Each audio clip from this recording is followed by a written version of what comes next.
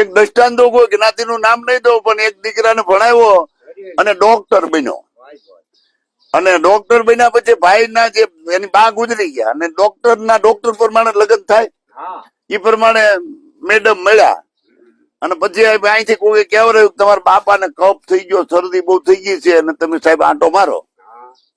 એટલે ડોક્ટર સાહેબ ને મેડમ બે આવ્યા અને બાપાને કફ થઈ ગયો એટલે બાપાને ઓલું બાજુ ગેંડી રાખી મેળફા બિચારો મારી જેમ કાઢે.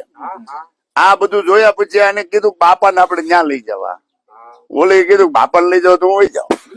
આ ગંદકી હું કેમ છું? એટલે ઈ બાપા આઈને અરે જે કઈ કરવું એ કરજે. ઓલો કે આ મેડમ આવું થોડું થવા દેવાય, બાપા તો કાલ બની જાય. એ કે કઈ વાંધો નહીં. એટલે એને ખેડૂત ને બોલાવીને બળદ ગાડું જોડ્યું બાપુ. બળદ ગાડું જોડી અને બાપુ ને એને બાપાને બેહાડી દીધા બે જવામાં. 2-4 જોડ કપડા નાખી અને કેળા બાપા